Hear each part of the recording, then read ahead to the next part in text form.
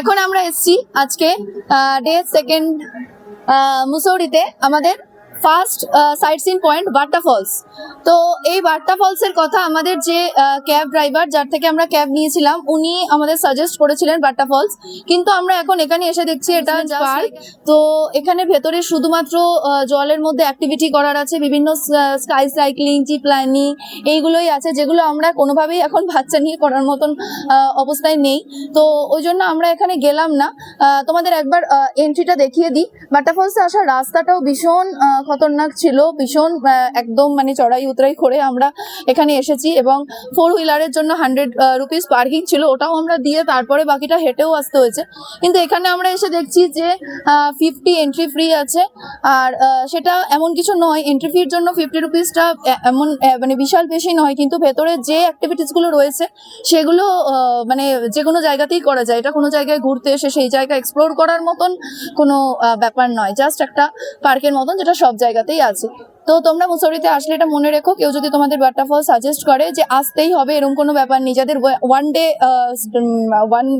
Day এর জন্য মুসৌরিতে আসছো তাদের আসতেই হবে এরকম আসার মতন কিন্তু জায়গা নয়, এটা কেউ সাজেস্ট করলে মনে রেখো। ওই জন্যই আমরা এই ব্লগে এটা দিলাম, যাতে তোমাদের সুবিধা হয় যে আলাদা কোনো পয়েন্ট এটা নয়। তো চলো আমরা ওই জন্য টাইম ওয়েস্ট করছি না, আমরা চলে যাচ্ছি আমাদের নেক্সট পয়েন্টে, যেটা আমাদের খুব ইয়ে ছিল, ঘোরার ছিল, সেটা হচ্ছে মুসৌরি লেক।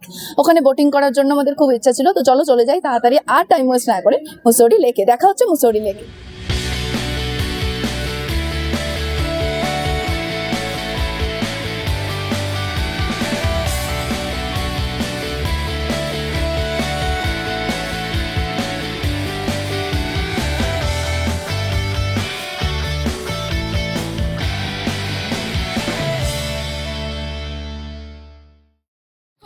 বাট্টা ফলস ঘুরে এসেছি মুসৌরি লেকে।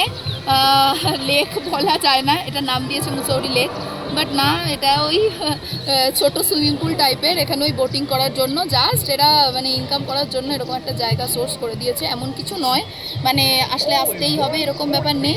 ওই আমাদের হাতে সময় আছে, এরপরে আমরা দেরাদুন আজকে চলে যাব, দেরাদুনের বাকি জায়গাগুলো করে দেখার আছে। তো বাট্টা ফলসও দেখে আসলাম, একটা অ্যামিউজমেন্ট পার্ক এমন কিছু নেই, ওখানেও গেলাম না। এখানেও যদি না করি তাই বাচ্চাদের ভালো লাগবে, তাই আমরা বোটিং করতে এসেছি।